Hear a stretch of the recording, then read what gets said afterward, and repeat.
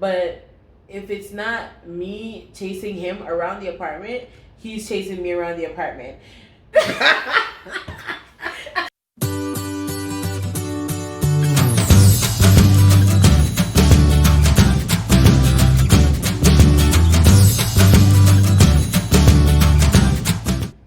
Hi guys, welcome back to On Cloud Lindsay.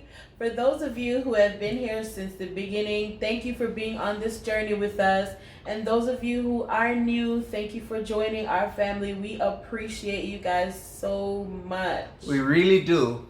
So today we're going to be doing a little Q&A so that you guys can get to know us a little bit better.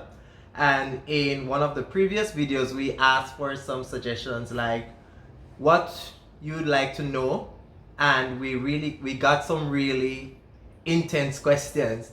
So we were expecting something more like who is the better this, who is the better that, who likes to do this, who likes to do that, but no. They want to get to the meat of the matter. You guys want to know some deep stuff. They want the substantial stuff.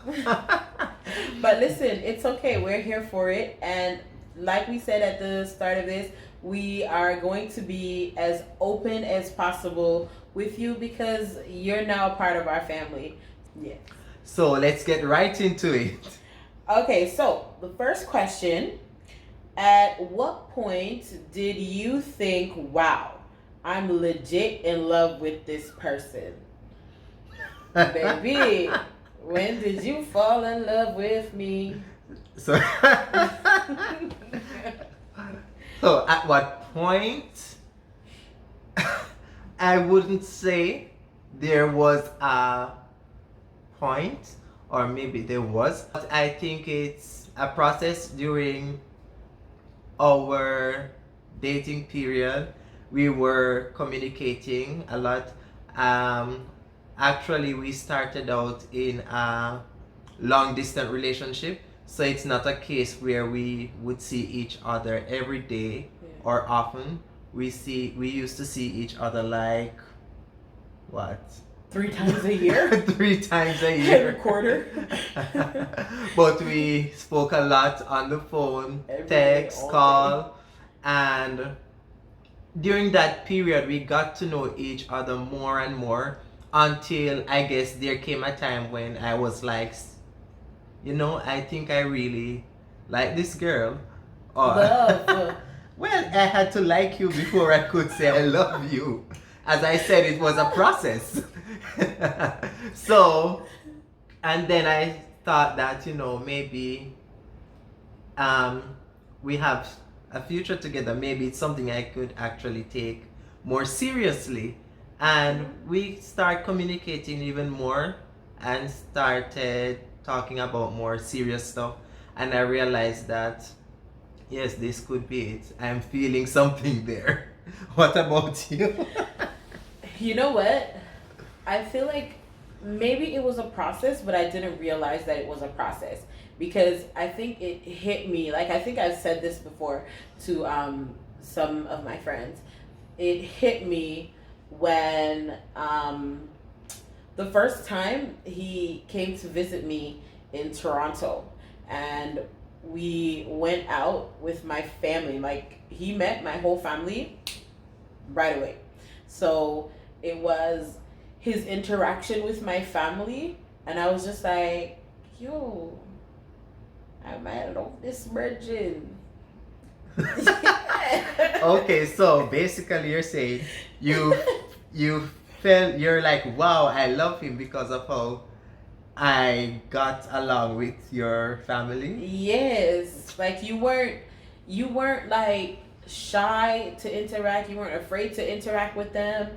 And my family, bless their heart, they're wonderful people, but they're crazy. That's it. But it's a fun type of crazy. They are fun and they love to laugh and they love to joke about, and they're all Jamaican. So they will like, I felt like they would like pick at him and like, like try to like, little sneaky comments, but They did. Well, I didn't see that they did, and he just was in there. At one point, I was like, "Oh, where is he? Oh, he's gone. Okay, Well, I I'm mean, just gonna sit by myself." 'Cause I didn't have much of a choice. We went to a theme park and I wanted to go on the rides and do stuff. And she wasn't up for it at all because she hates rides. Well, So I take pictures. I and had to hold make back. friends. But I think that was it. That was like the moment I was just like, yeah, this is it, man. If he leaves me, I'm following him because. So the next question we have is, when did you know that there was a spiritual connection? A whole spiritual connection. Spiritual connection? What's a spiritual connection? Like my soul intertwined with yours? You know, like when you, I think maybe it's like when you feel like this person is your soulmate. My Maybe soulmate. it's something along that line. So I don't know. For me, I think it's similar to the first question. When was the first time you thought to yourself that, wow, I love that person? I think that would come about as a result of that spiritual connection. You feel something there, and that's when you feel in your heart that you really love that person. So I think it's the same thing. It was a process, and somewhere along that line, somewhere throughout that process, the connection was made. So that's how I interpret that question. Hope I answered it. Well, Perfect, babe. Perfect. you don't have anything? You got it. That's it. I agree with you. When did the topic of marriage become a serious thing? Well, I'll answer that one first because you Please just answered do. that. So I won't say from we met, when we started dating, when we established that we were going to be in a relationship, I think I told him, I was just like, listen, I'm not trying to date long term, and I'm not trying to date just for the fun of it. Like, if you're not trying to settle down and find a wife, don't waste my time because I have other things to do. Right? What? What? I have a life to live. I don't remember having let that me go. conversation. Well, I might have had that conversation to myself, and it might not have gone that way with you, but it was supposed to go that way with you. But I was like, I want to eventually, at some point, I want to get married, and I want to get married. I want to have a family. So we started talking about it. I established that this is what I wanted, and I had to make sure that he was on path, or that was what he wanted to do as well. And I think a few times I reminded him, like, my ring finger is still empty. A few times too many. My ring finger is still empty. Like every other day. So cook for me, my ring finger is empty. So what's going on? And I mean, I did at a few times, my friends will tell you, a few times I thought, well, this is it. I'm about to get engaged. I've called my friends on several different occasions. I'm like, I'm about to get engaged. Engaged to who? My friends are like, yeah. You see, let me tell you about my friends, right? I have some friends that are just really good supporters. Like, I had 3 of them. These 3 girls, they are just hardcore supporters of my visions, goals, and dreams. And I said, listen, girl, I am getting married. He's about to propose. I don't know, but in my mind, and my friends were like, yes! They were on the phone with me the whole entire day. What you wearing? What you doing? Is it happening? And they're on the phone with me the whole entire day. And the day came, went, and ended, and nothing. But it was okay. Because all that was in my head was, oh, there's this nice place. We're going to go there, eat, drink, talk, have a good time. and go back home. But she was thinking of a whole proposal. Because it was a nice place. Why wouldn't I? But anyways, I think it was 2000 and when was it? I was in Jamaica. 2018. Summer 2018. Summer 2018 I was in Jamaica, and I remember we did an all island tour. So we started in the east and went to the west and came back up to the east. And we were in the middle, and we I remember it was late. I forgot where we went, and we came back and we were eating, and I was like, well, this trip is about to be done, and he hasn't said anything to me, like what's happening. So I put it to him and I was like, listen, what's going on? And I think that was when we really had like a serious conversation about where we were heading, and whether or not we were going to actually get there together, or if we were going to go our separate ways. You don't remember? You don't remember? I don't think I remember that conversation. You don't remember? Where were The we? Cameron. No, I still don't remember that The Cameron. conversation. It was out by the beach restaurant thingy that they had, the hut on the beach thing that they had. You know what? And I remember we were sitting there and we talked. We were like, I gotta know. The trip is almost done and nothing. And we really had a serious conversation. How could you not? You know what? I feel like I don't remember that particular conversation because I feel like we've had that conversation so many times. We've had it several times. Like every time she expects that I'm going to propose and nothing happens, then she brings it up because she can't keep it in. She has these expectations bottled up. I am there clueless. I'm there just trying to be nice, trying to be charming, and she's there always thinking about something. It must be behind it. This must be the time. This must be it. And when it was actually the time, she did not suspect a thing. She even held the ring in her possession for a little bit and did not even know. But we have talked about the topic of marriage quite a bit throughout our relationship before we got married, and I think both of us had the intention of dating with the end goal of being married. We weren't just dating for the fun of it or to be cool or just because we wanted a girlfriend or boyfriend. We were dating with the intention of getting married eventually, all being well. Alright, I think we've said a lot on that. Said a lot. What were the relationship stages? We became friends, then at some point in time we decided that we were going to take it a little bit further, and we started dating, courting, and then later on we got engaged, and then we got married. Yeah. Why would my answer be different? Did you guys do premarital counseling?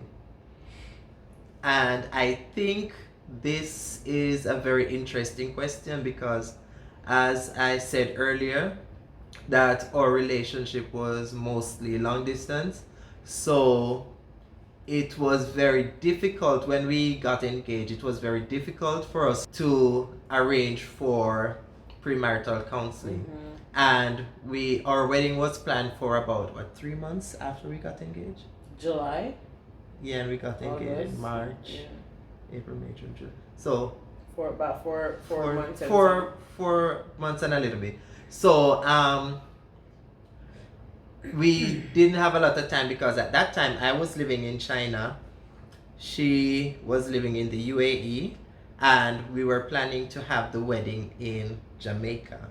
So it wasn't easy trying to plan the wedding and to do the premarital counseling because we wanted to get some formal counseling, and our pastor wanted to do online counseling. I think both of us spoke with him on the phone for a little bit, I think on a 3-way call for a little bit, but we didn't go too in depth. And so we were trying to arrange for online counseling session, but because of the 3 time zones, the time difference, and the schedule and internet connection, it just didn't work out.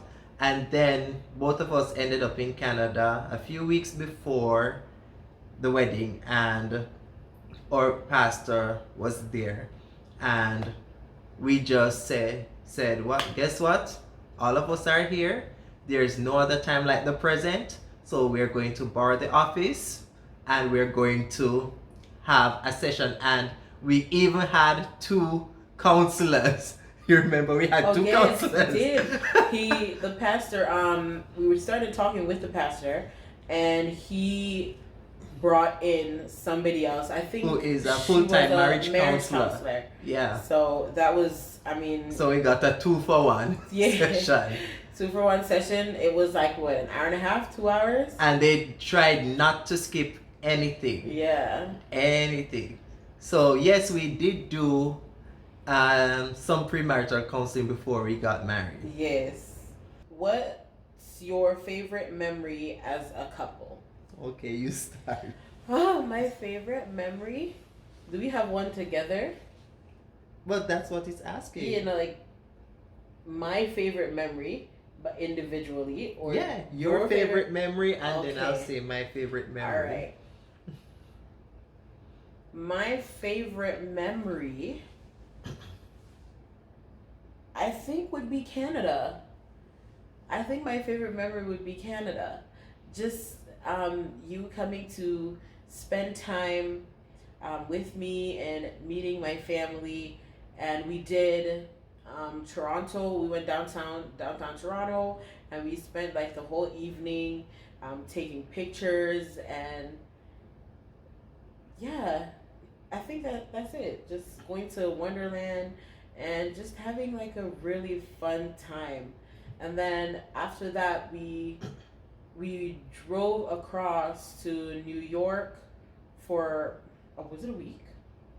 For about a week. About a week. About a week we were in New York, and then I was leaving, I think, on the Sunday to drive back to Toronto, and I had like planned in my head. I'm like, okay, I'm heading back to Toronto. I'm gonna just drive from where we were in New York, Rochester, to the border. It was maybe like an hour and a half, and then from the border to where I live was another maybe 2 hours. And when I was leaving, getting ready to go, and I was like getting sad, I was like, oh my gosh, I'm gonna leave. And I'm like trying to tell myself, like, don't cry like you always do, like stop crying. And then when I was about to leave, he was like, oh, I'm gonna come with you. And I was like, what? He was like, yeah, I'm gonna drive back with you and then just take the bus back. I don't want you to drive by yourself. I was like, really? After I've decided in my head, like, don't cry. Just leave, pack up, just get your things, get in the car, and drive away. Don't cry. Yeah, I think that was my favorite. Let me tell you guys, one of the things about long distance relationship is that whenever we meet and we spend all that time together, maybe a month, sometimes less, sometimes a little bit more, and we try to do as much as we can together to enjoy the moment, so that we have some good memories, something that will last us until we see each other again. Right. And when all that suddenly comes to an end, and we know it's going to be another 6 months or whatever before we see each other, it's not an easy thing for us. It's never easy. And she always cries. If she's not crying at the airport, she is crying at the bus station. She is crying outside. She is always somewhere crying and creating a scene. What do you mean creating a scene? People are always looking at us like, God. oh, that's so nice. They don't understand. Oh, Why she's you-" crying.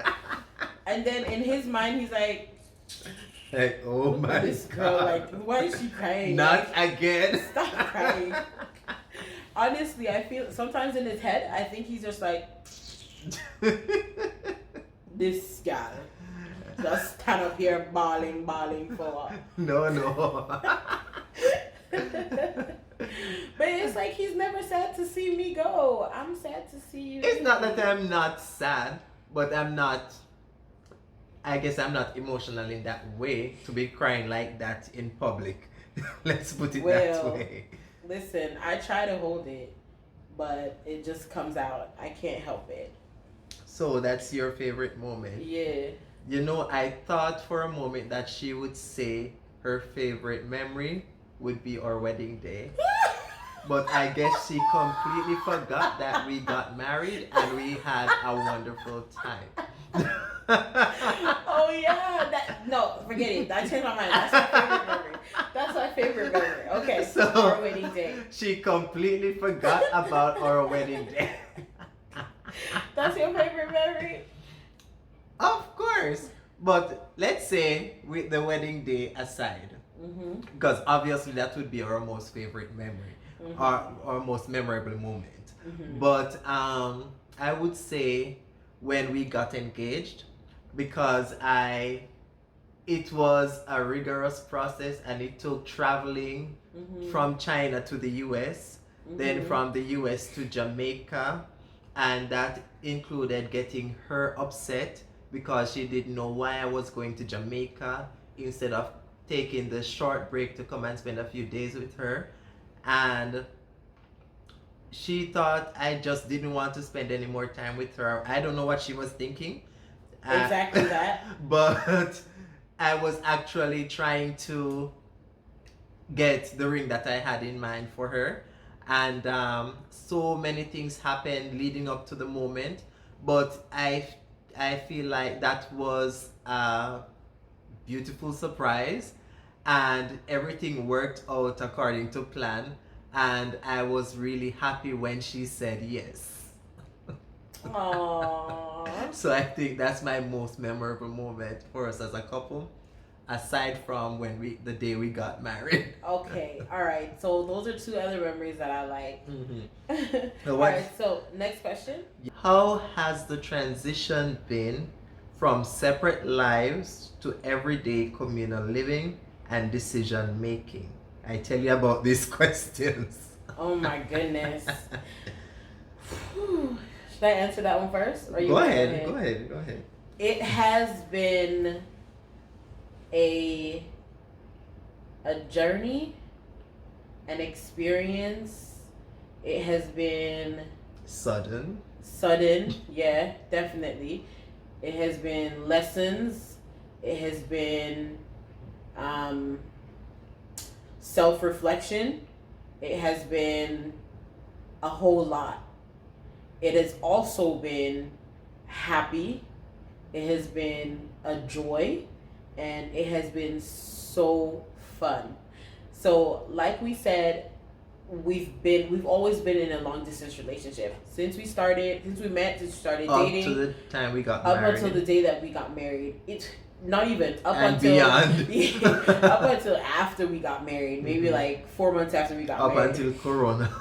Up until the pandemic, we have been in a long distance relationship, and we were okay Mhm. because we knew that we were both doing something and that was leading to something even better For both of for us. both of us. So we were okay being in that type of relationship. But he came to visit me in January, and then God was like, listen, y'all need to spend some time together to really get to know each other and see if you really want to be married. So he shut the whole world down.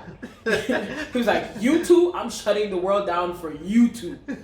And really, that's what happened. We were thrown into it, and we were stuck together. So not only were we now spending spending time together. We were locked down together. 24/7 in an apartment. in an apartment. So it was scary and it was challenging, but like I said, it was a lot of fun. I kept seeing like all these memes and posts saying that you'll either come out of the like the married couples. For married couples, you come out of the pandemic either pregnant or divorced or stronger. I don't see it. I think we have come out of it, or are coming out of it, or are we coming out of it? Are we done? Is it done? I don't know what's happening outside. We've been inside for so long. But I think that this time has made us so much stronger because we're learning to actually share our space. So we've gone from a single space to now you have to actually think about the person that's there with you. So now I've gone from, oh babe, I'm going to Dubai this weekend, to, babe, do you want to go to Dubai this weekend? Like, is this a thing? Can we do this weekend? And to actually, like, you know what I mean? Talking about what our plans for the weekend, what we're going to be doing. I've gone from, listen, I'm honestly having cereal for dinner to, so which chicken should I take out the freezer? So it's like has been a shift from not single life but living by myself life to actually living with someone else. And he'll tell you, I've had to, and I'm still, honestly, to this day, we've been in this for what? For a year now. Yeah. Almost a year. It's January now, 15, so it's almost a year since I've been here. A year since we have been living together. Living together. Well, things are kind of open up now, so. Yeah, we're not locked down anymore. But we're still, I'm still learning how to have someone else in my space, right? How to, there's somebody else in the house, so when I finish working, I'm not, or when I'm done working, I'm not going to be just talking, just sitting there watching TV, but I actually have to interact and communicate with another person. Right, and so that's what I've gone to. Another person. I'm just another person. No, I don't mean like that. I mean, like, you know what I mean. Like, somebody else is there, right? I have else. to. So then, what are you? You're what? I'm your husband. My husband is there. Okay, my husband's there, but it's also not just me, is what I'm trying to say. Okay. It's not just me that's there. And even the change, things like doing laundry. When you live alone, you don't need to do laundry every 3 days or every week. But it's like at the end of the week, it's like, why is this laundry basket so full? And it's like, yeah, it's not just my laundry anymore. So it's like, oh, I actually have to empty this basket at the end of the week. I'm still adjusting to things like that. So it's taking its time. And other than even all that stuff, being locked down together, we realized that we really have a lot of fun together. It wasn't just because we haven't seen each other in so long, so when we get together we do things and we have fun. We really have a lot of fun together. Being home, we would, what were we doing? We were playing games all the time. I'm pretty sure the neighbors hate us. I'm pretty sure the neighbors are like, why is that apartment always so loud? Why are they always screaming? What's going on? But we have a lot of fun together. If it's just we're honestly like two kids. And you know how kids like to run? Yes, we're in an apartment, but if it's not me chasing him around the apartment, he's chasing me around the apartment.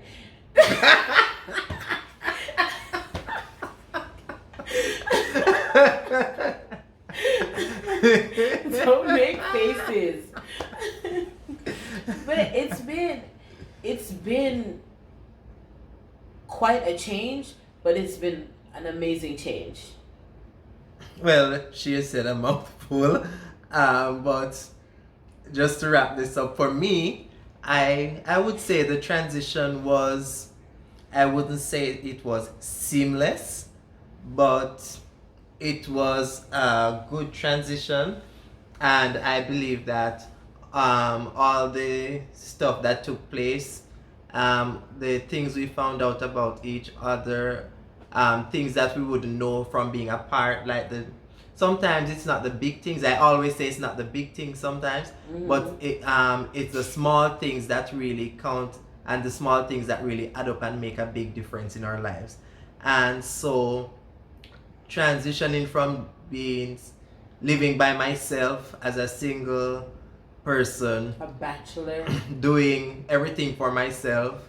I'll do my own laundry, I cook, I clean, and I do my work, and just I do my own shopping, I do everything.